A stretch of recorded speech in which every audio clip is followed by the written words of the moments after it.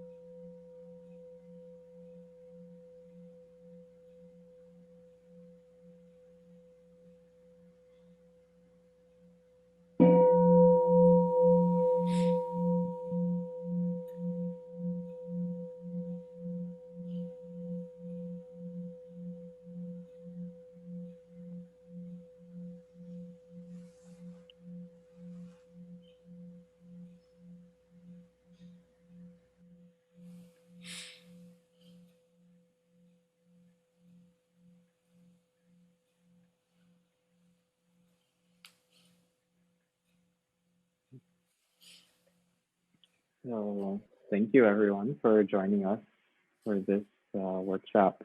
And thank you, sister, for that wonderful invitation of the bell. So to start this session, we wanted to begin with another kind of invitation, a welcome statement that one OI member in particular drafted that was very beautiful. And it's a wonderful way to begin our time together. So I'll read it out loud for all of us, and you can just sit with what comes up. And after the workshop, we'll also be sharing this as a resource that you could bring back to your own communities if you find it useful. So you can take a moment to scan this virtual room that we have. You can't really make eye contact per se with one another, but we can acknowledge that each of us awoke to this brand new day. Some of us have perhaps made arrangements to have this time specifically to share together, whether it was setting aside some duties or carving out some free time. And we can acknowledge that and also honor all of ourselves that we bring to this space. And so feel free to close your eyes if you'd like, place a hand on your heart, in your chest. That feels right during the welcome statement. And we welcome people of all gender identities and expressions, wherever we find ourselves on the continuum of gender identity and expression, including those for whom labels don't apply.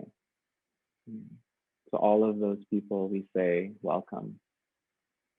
Welcome to people of African descent, Asian descent, Arab descent, European descent, those who identify as Latinx, Hispanic, Indigenous peoples, and those of First Nations, and all those of Indigenous descent in other lands, including people of mixed and multiple descent.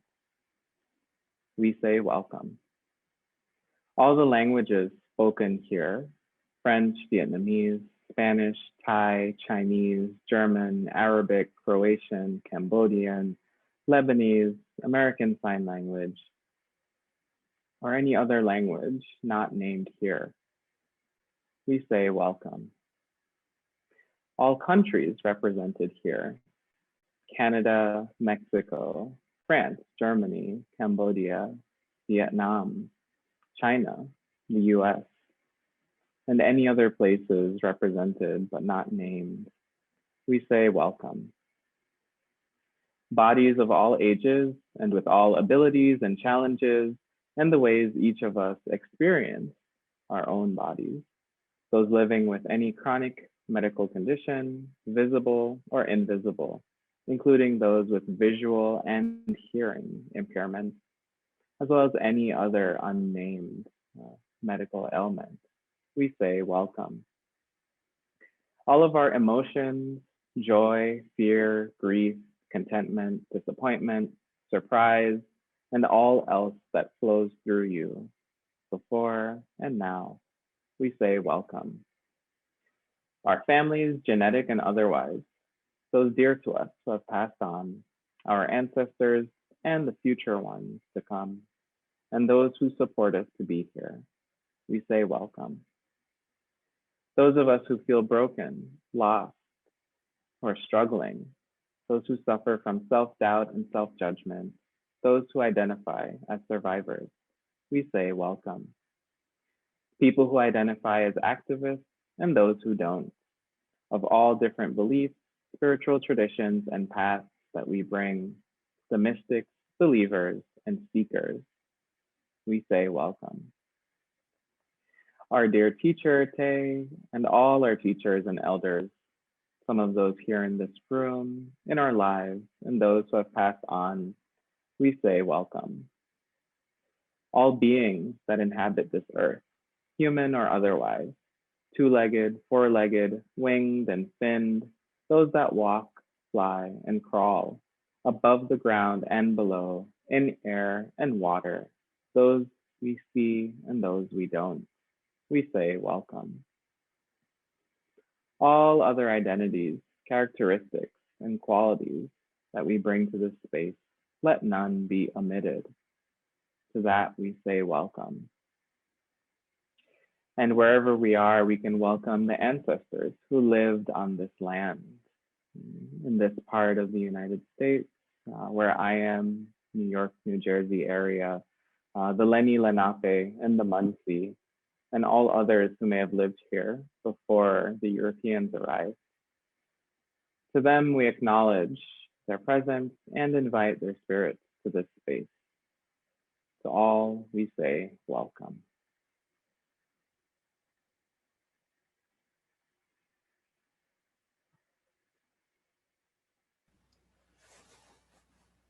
Welcome, everyone. To begin, we'd like to invite you to fill in a poll so that we can get to see you, understand you more clearly. Please take a few minutes just to fill in this poll.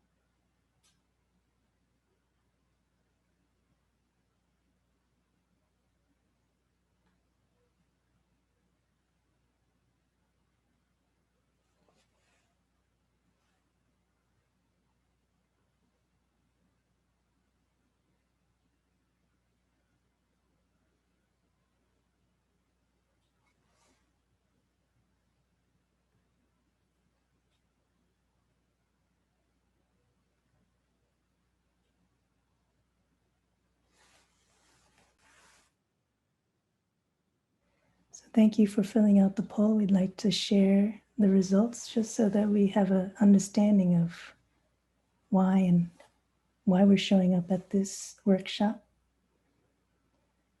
We have an interest in all of these spheres, from personal to systemic, but most of us are interested in looking more at the systemic level of inclusion, inclusiveness, and belonging. Most of us belong to a local sangha, but not necessarily wake up.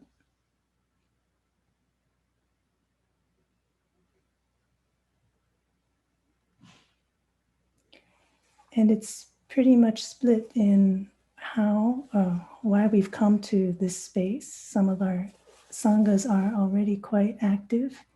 Some of our sanghas, some parts of our sangha are interested. Maybe not everyone in our sangha is interested in looking more deeply into this area.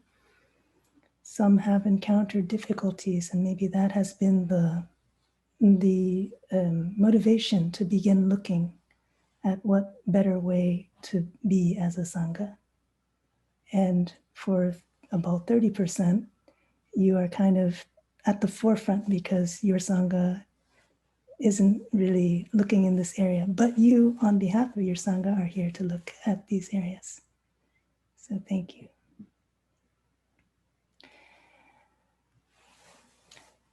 So because we understand that as a practitioner, whatever we do in the personal sphere also relates to the larger interpersonal sphere. If we can take care of our internal world, it affects how we relate to others. It affects how we relate to our community, and in a larger sense, in a systemic way.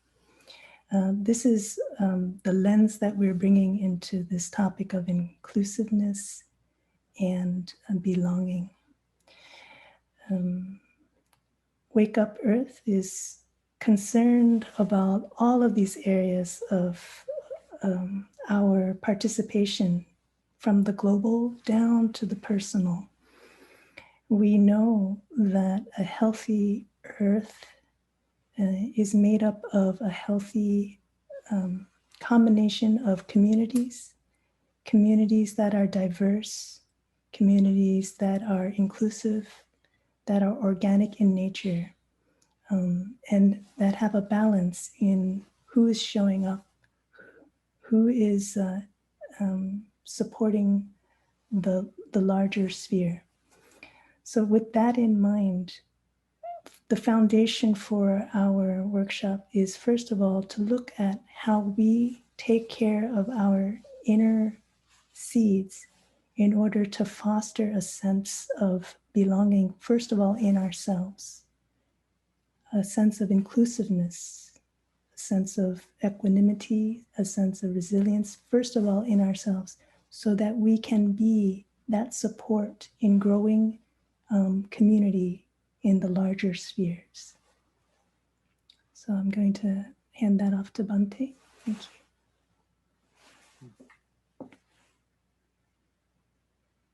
you. So we, in thinking about this topic, we thought that it would be useful for people to share in breakout rooms first, to start to consider the ways that, at least on the personal level, these feelings of belonging or not belonging, paying attention to how those show up in ourselves quite.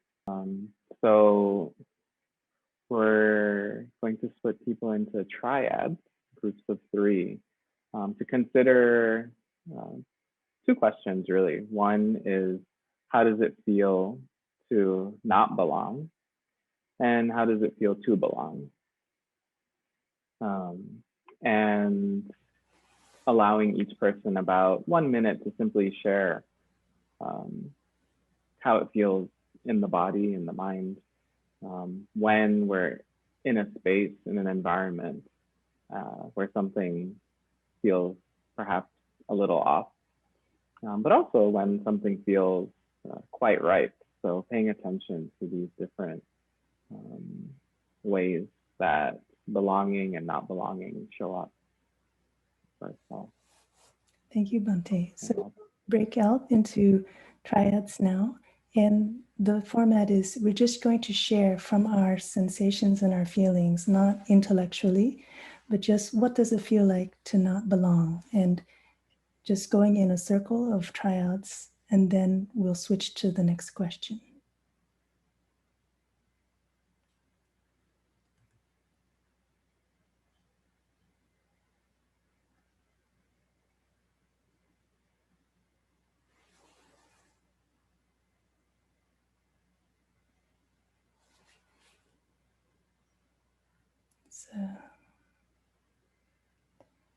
So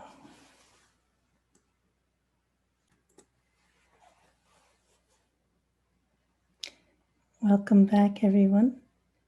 So we're going to invite you just to call from that circle of sharing embodied feelings in the chat. What does it feel like in your body, in your sensations, emotions, when you have a feeling of not belonging? Please feel free to put it down in the chat so we can see together.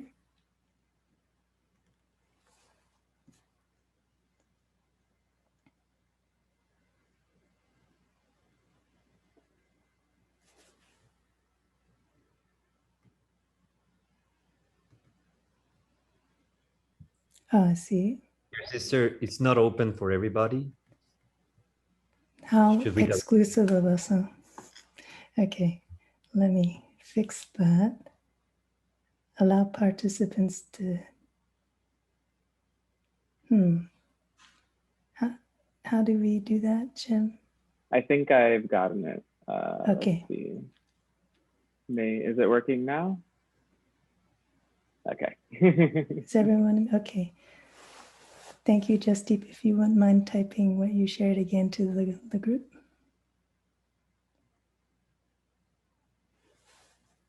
What does it feel like when we are in a space of not belonging?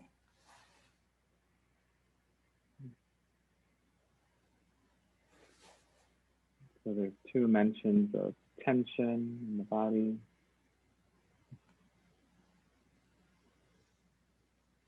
Constriction, discomfort, heaviness.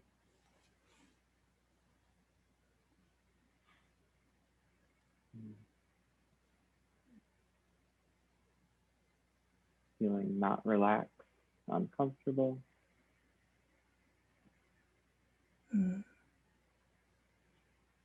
Thank you.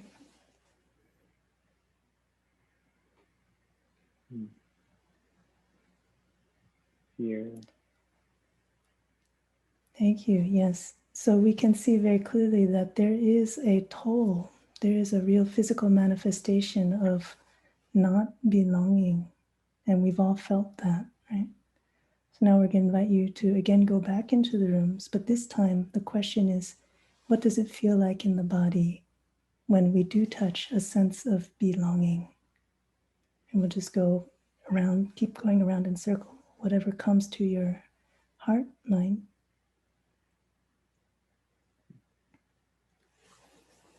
What does it feel like to belong?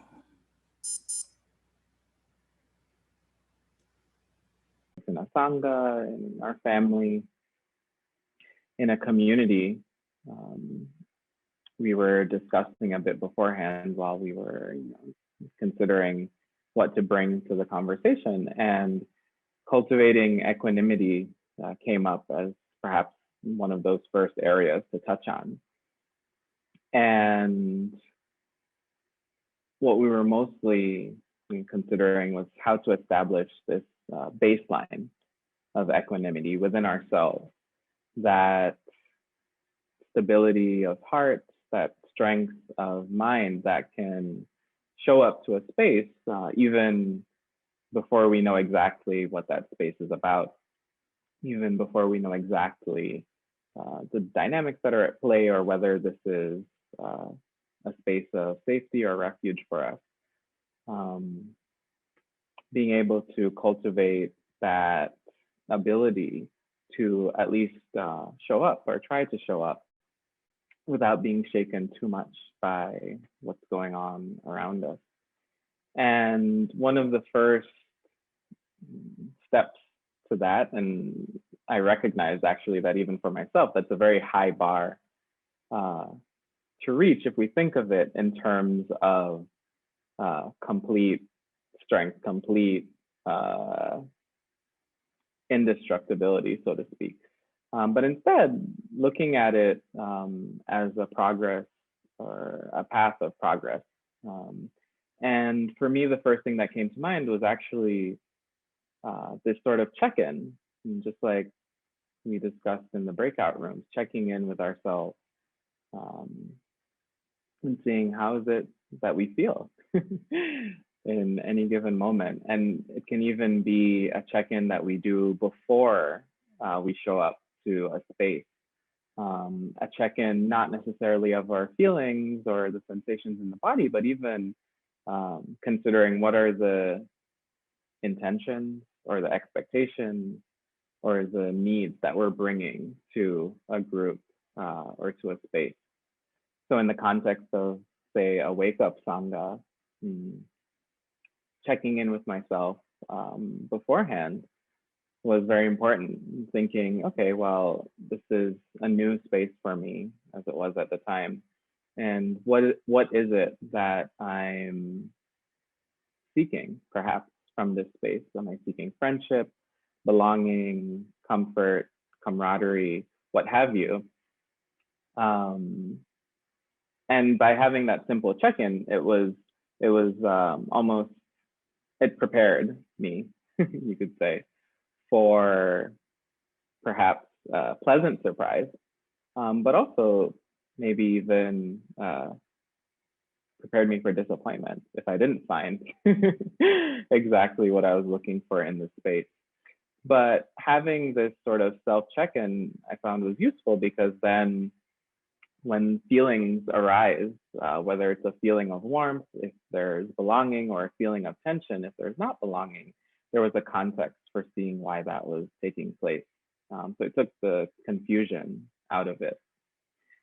And then part of what supports that equanimity is accepting that those feelings are the feelings that are coming up. Accepting oneself wholeheartedly. If we enter a space and suddenly there's this constriction in the chest, maybe someone said or did something and suddenly we're feeling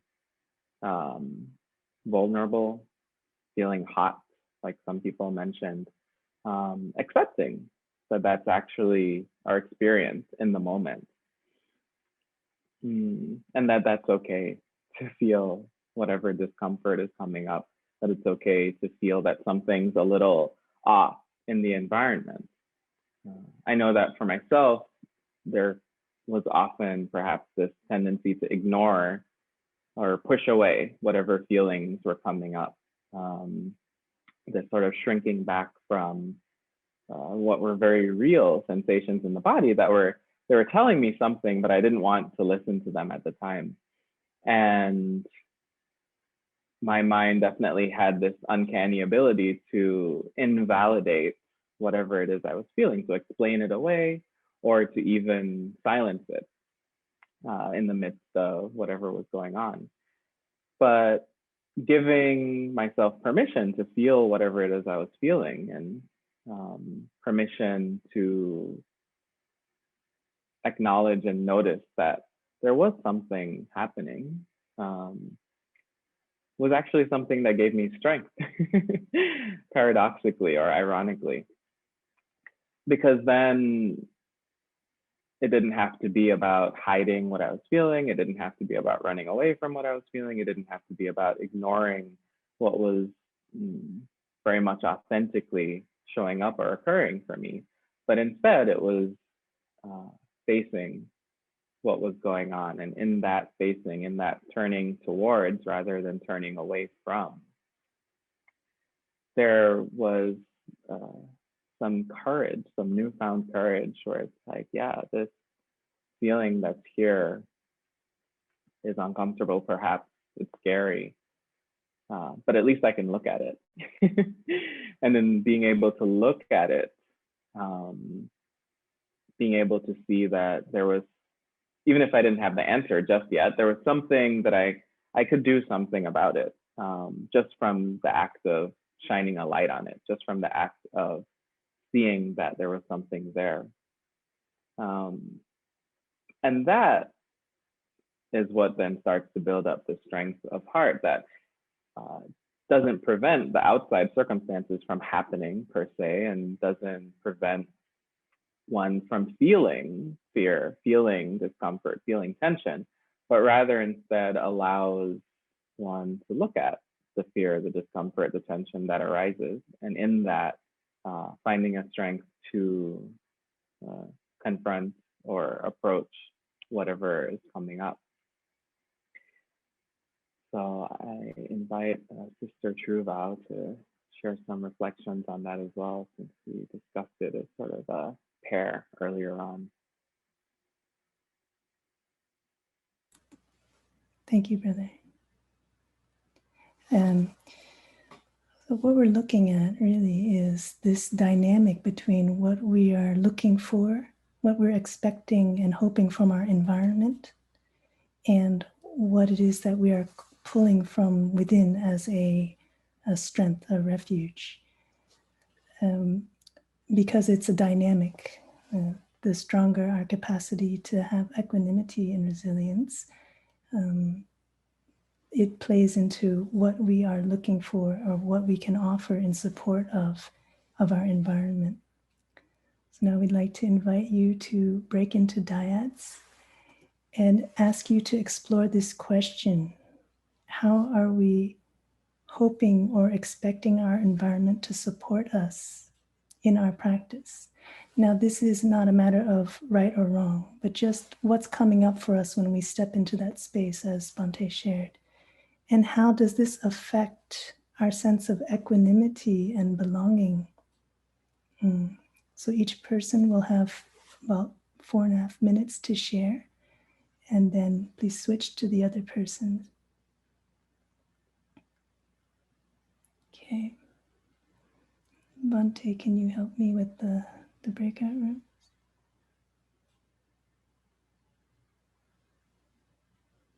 So our sisters who are Sister Nghiem, Sister Nghiem, can stay in the room by yourself.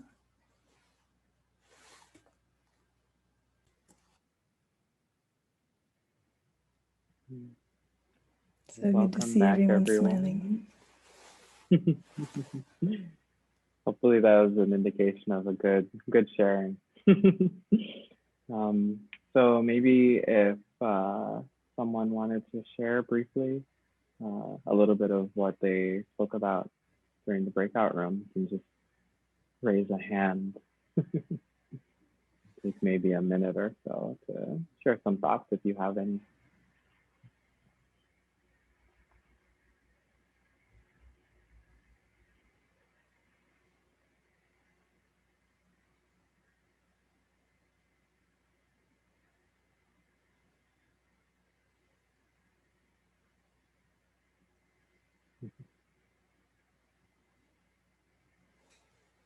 Please don't be shy.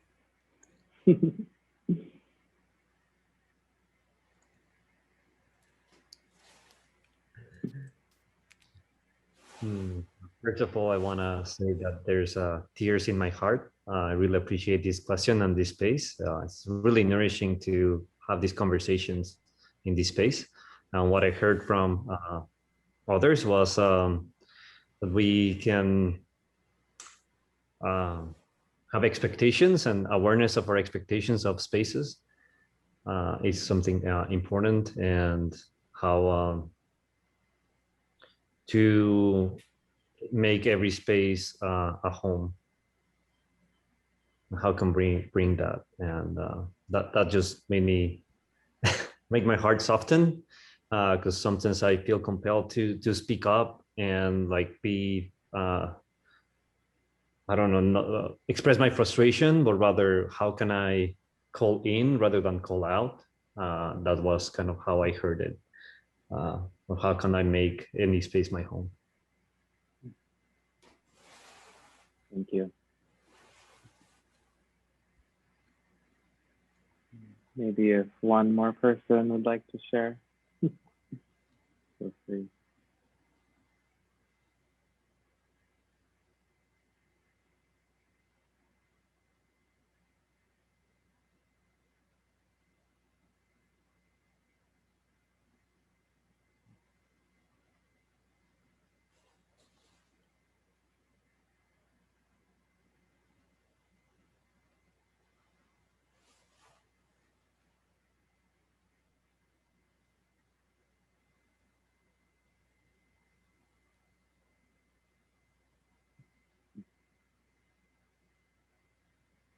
Perhaps that's good enough for now. Well, thank you everyone for sharing on this part. So now we wanted to take a look at another dimension of what goes into cultivating inclusive spaces, spaces where we feel like we can really develop both internally and also create the conditions for external belonging. So for that, I'll invite Sir True Vow to share a little bit more. Thank you, brother. When we explore what it is that we expect or are hoping from our environment, it then gives us a chance to reflect how our needs are being met or not, and what it's touching in ourselves. So this experience up till now has brought us to this place of recognizing our relationship with the outside environment. But when we talk about affecting change, it has a lot to do with our stability, meeting ourselves and meeting the situation where it's at right now. Again, we're not talking about right or wrong. When we see things, when we recognize things as they are, it is so that we can interact more wisely. So this intention to open up space for ourselves, to feel more at ease, at peace for ourselves, and to offer that to others, it begins with our ability to see what's out there and what's in there. So when we have this place of equanimity to begin looking, we can start to recognize these three areas that often come up. This is a practice of resilience building. The three areas are discomfort, an experience of discomfort. And the second area is the experience of inertia. And the third area is the experience of dissonance. And resilience is the ability, the capacity to, first of all, recognize through our practice of equanimity these areas. Secondly, to embrace, to look into these areas and to transform them so they don't become an obstacle for us to show up, to be a part of community, to create a foundation of belonging for ourselves and others. So what does this look like? When we talk about discomfort, we can just place ourselves in any environment. When we meet something new, when we come into a new environment, new people, uncertain expectations, we are opening ourselves to be vulnerable to discomfort, because newness means unfamiliarity. Unfamiliarity means uncertainty. And if we don't recognize this as a Dharma door, then we can easily bounce. We can easily touch a sense of not belonging and react from that place without looking more deeply. And then we cannot be a resource for ourselves or others, right? So this is the beginning of systemic change. Discomfort, it means feeling something unpleasant. And resilience means embracing, recognizing, embracing, and transforming that discomfort. How? By looking into its nature.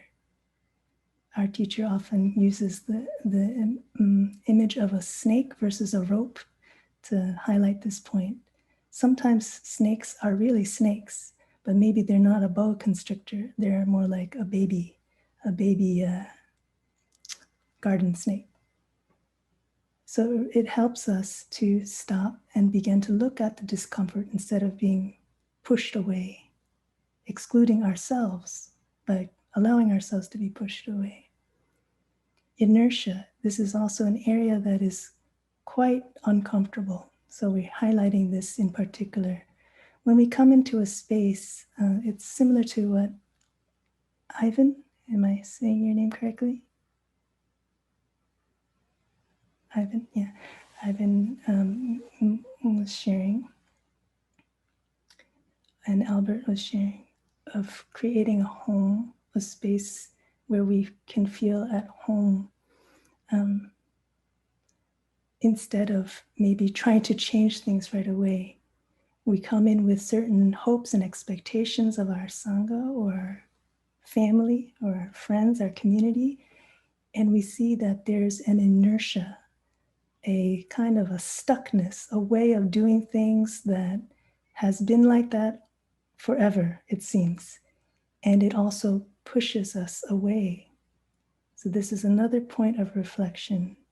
How can our practice of equanimity help us develop a resilience to see through this seeming inertia? Things will never change. I don't belong here. I need to find another place. That may be true, but at least from this practice, we have a more nuanced relationship with those things that would bounce us right away. See? The third area is dissonance, which is a clash in many different areas. It can be a clash in our values. I feel this is important. One of my Sangha members sees the very opposite thing, or many Sangha members see things in a very different way. And that also can push me out. If I don't have a sense of an inner anchor to reflect what I'm asking from outside, what I'm hoping for and expecting from outside, and what is available to me inside. So discomfort, how do we relate to discomfort? What is our go-to method? Is it a habit of running? Is it a habit of reacting? Is it a habit of stopping and looking and embracing? Discomfort, inertia, and dissonance. So now we'd like to ask you to reflect on this together. Again, we're going to breakout rooms. The question is, what has your past response or responses been to situations where you've touched a discomfort in community or in a systemic manner, or inertia or dissonance, difference in values, difference in ways of doing things, of seeing things? And that's the first part of the question. And then the second part is, how might this practice of stopping and looking, of embracing, help formulate a different way, maybe in the future, of how you relate to these areas? Okay, Bhante, would you be able to help us with the breakout room? So we'll be breaking out into dyads again, and we'll have about 3.5 minutes per person to cover both of those areas. You can choose one, highlight one area in particular that speaks to your experience. Is it an area of discomfort, inertia, dissonance? How has that affected you in the past, and how might it look in the future as we grow our capacity to be resilient in the face of that?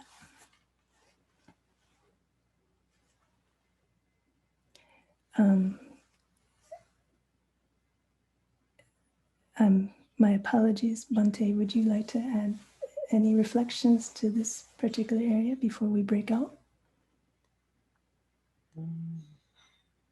The only thing that comes to mind, which you touched on a little bit, is just keeping in mind too that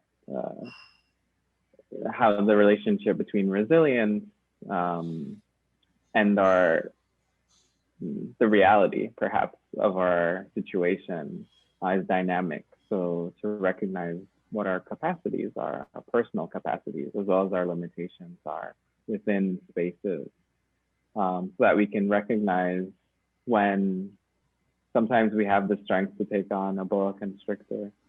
Sometimes we don't even have the strength to take on a garter snake. And to look at how that can then also inform, how it is that we respond and react to discomfort, inertia, and dissonance. Thank you, brother.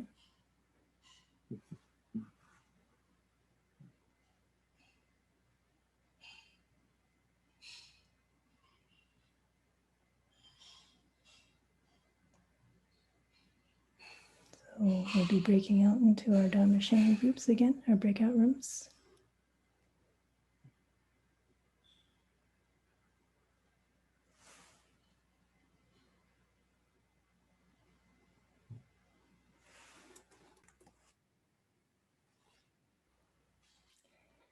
Welcome back, everybody. And so I'd like to again invite our group to share a few reflections from your group sharing so that we can harvest some of our insights together. Please don't be shy.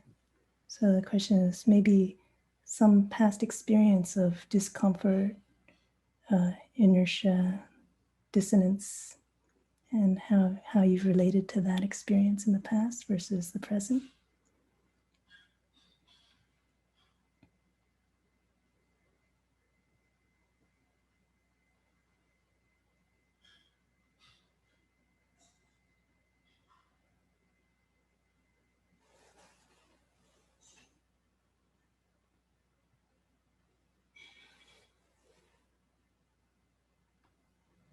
I'll share.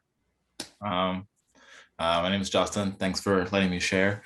The past response to like any discomfort or inertia or dissonance tends to be tend to embody the turtle, as you will, and I tend to just hide and not want to face it at all because I think that that will make me feel better or feel lighter so that I don't have to deal with it.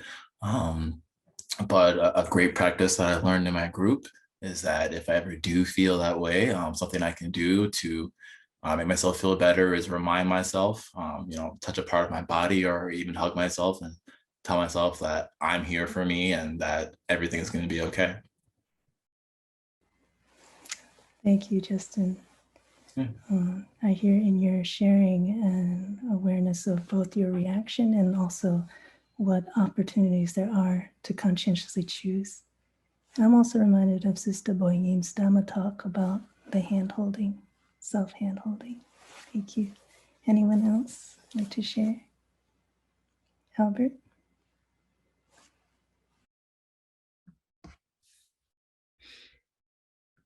Hello, dear Sangha. Yeah, I was sharing in my group how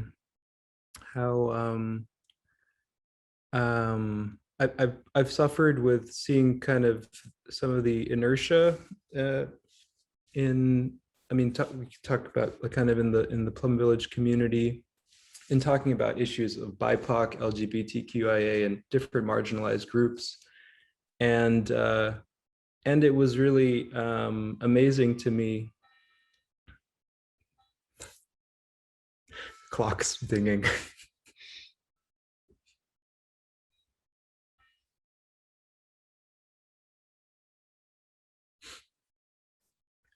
It was really incredible listening to Sister Boynim's talk yesterday, the Dhamma talk. Since I first sat a Wake Up Retreat in 2014, seeing the transformation in the community is it's really inspiring. I feel much more hopeful, and it kind of inspires my resilience by the possibility of transformation in just a few years. Thank you. Thank you, Albert. What I hear in your sharing is the opportunity that opens up in staying present for and observing carefully the changes that are happening, even though maybe maybe at first there doesn't seem to be anything happening, and it waters that seed of impatience in us. Thank you for that sharing. So I'd like to share a little bit more now about this kind of other side of our practice of equanimity and resilience, which is cultivating a sense of abundance. From a place of bounty or abundance, it gives us strength, first of all, to continue to be resilient, and also to reach out in that spirit of generosity, of bounty. So this aspect of community, when we ask, what are we hoping for? What are we asking or expecting from our community? When it's received, when it's there, for example, there's understanding or empathy or an awareness of our personal issues, our personal backgrounds, our personal experiences, it is a support.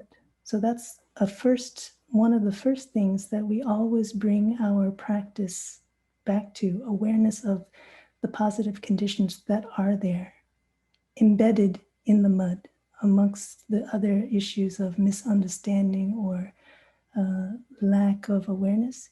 There are these gems of empathy, of support amongst community. Perhaps not as a whole, but we are never asking for perfection in ourselves or our community as well, right? So this is the first aspect of recognizing, conscientiously recognizing the supportive elements. And then secondly, the second practice is conscientiously bringing our attention to the commonalities that we hold with others around us. Again, this may be our family or our circle of friends or our Sangha. We come from perhaps diverse backgrounds, experiences, but there is a baseline of common experience, first of all, as practitioners coming together to support and create a kind of container, as imperfect as it may be. There is already grounds for commonality. We know from the teachings that we all have all the mental formations. I have the same as you, as you, as you. And so the imperfections that show up in you and you and you are also the imperfections that may be showing up in me.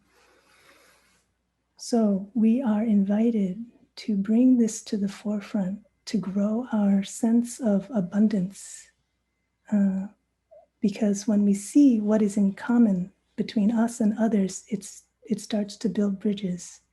We come from a place of sharing, of generosity, rather than from a sense of lack, even though there is maybe things that are lacking in our environment.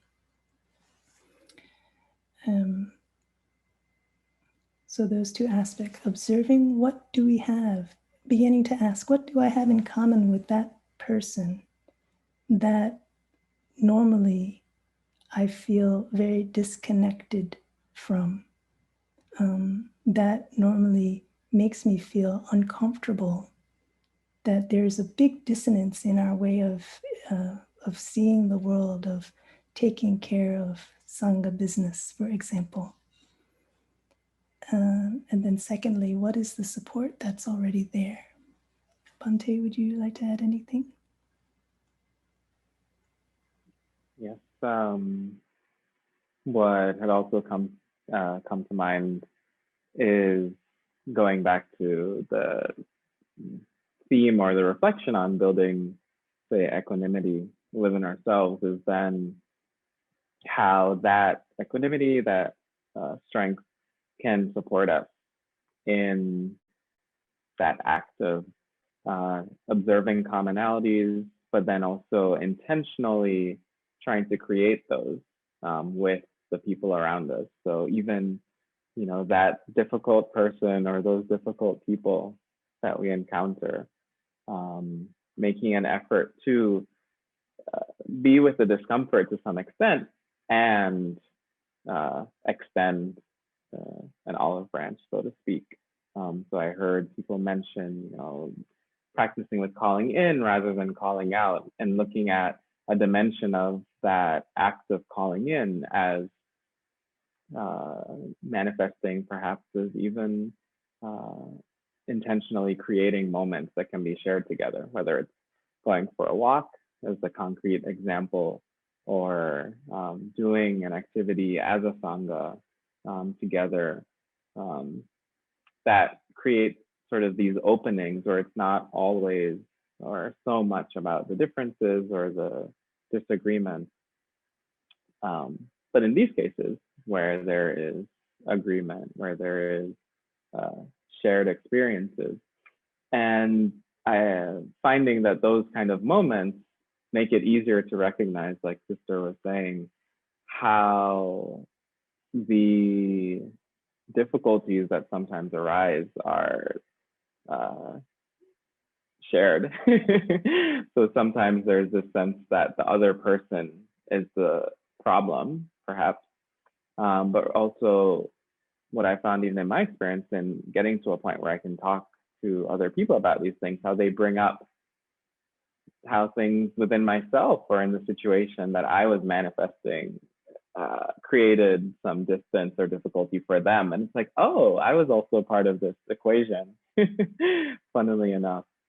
But it's these moments of connection that allow that to even be seen and to even be held and discussed. So that's one thing to consider. Thank you, brother. So,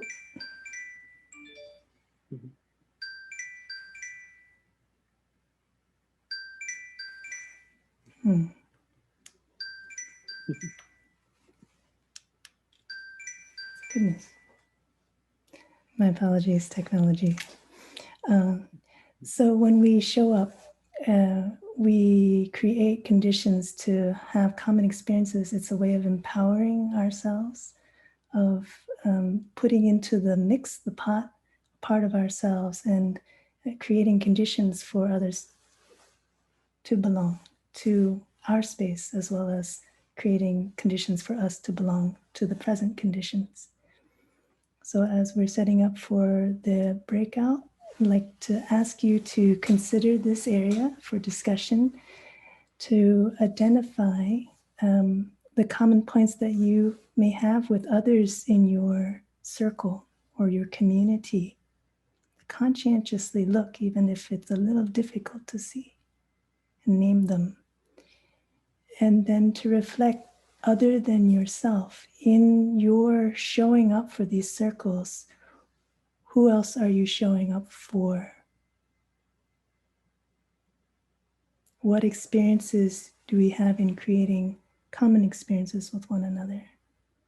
Okay, so we'll break into our breakout rooms.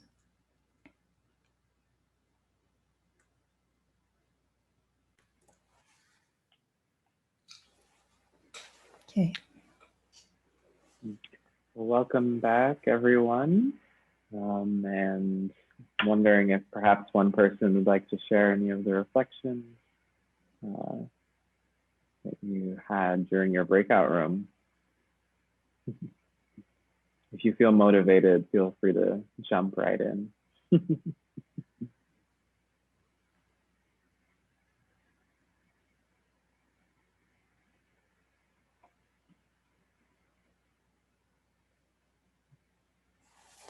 Especially like to encourage any of our friends who haven't had the chance to share yet to give voice. Thank you. In my breakout room, what I shared is that the common points that I've come to find with other people, regardless of their backgrounds, is that we all suffer, we all have pain and sorrow, and something that the Sangha has helped me with is during Dharma sharing, I find it easier to relate and to empathize with people because they're sharing about their pain and the things that make them suffer. So those are the common points. And then Sister Nghiem said something very similar. She said that the common points that she sees is that everyone wants to be happy and in peace and in harmony with others. So that was very powerful. Thank you. Thanks for sharing, Celia.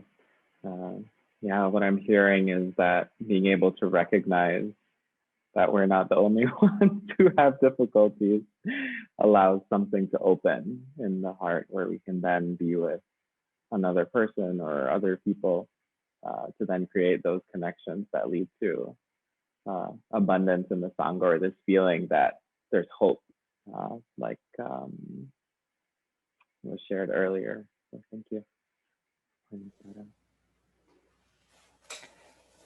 So, dear friends, we recognize that this topic of creating is a Sangha building, creating this space within ourselves and outside is not a one workshop deal. So we are going to offer the second part of this workshop next week, next Saturday. And next Saturday, we will get into the more structural aspects of systemic support. So how we as community members can support our Sanghas, not just on a personal level, but on a communal level, to create spaces, to support spaces of inclusivity, inclusiveness, and belonging. We originally were going to share all of this in one workshop, but we felt it didn't do justice to the foundational work of looking first inside to touch and create a foundation of equanimity and resilience inside. So we would really like to welcome you to join us in the next one. And we're asking friends to put down your email so that we can send you an email reminder for the next week's. But just as a show of hands, would you be available for the same time next Saturday to continue this conversation? It would be 7:30 to 9. Okay. Ivan, do you think Albert would also be available? Perhaps?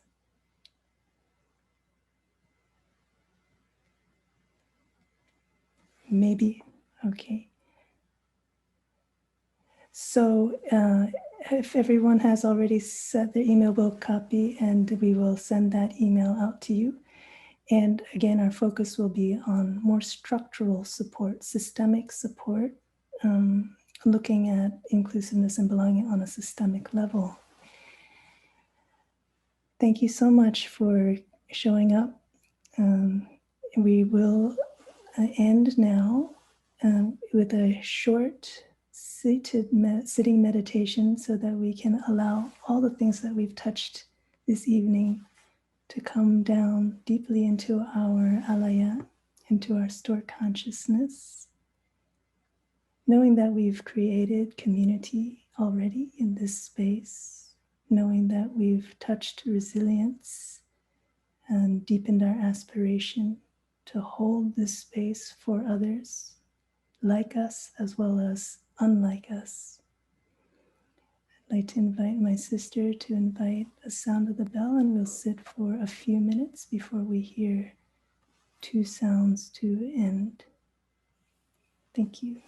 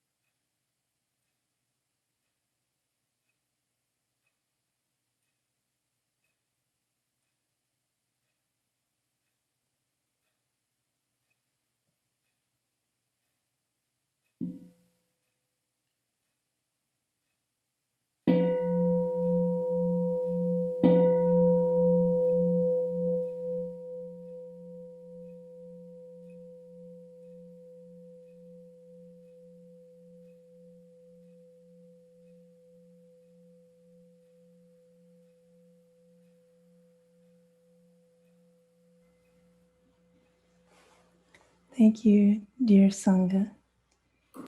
May we offer the merit of our practice to the well-being of all beings. And may you be safe and well as you continue on this, at the end of this retreat, out back into the world. And we will meet again in circles of support in the next week and beyond. Thank you. So with the next sound of the bell, we'll offer our gratitude to one another, and then turning to an aspect of our collective awakened nature, we'll also offer our gratitude.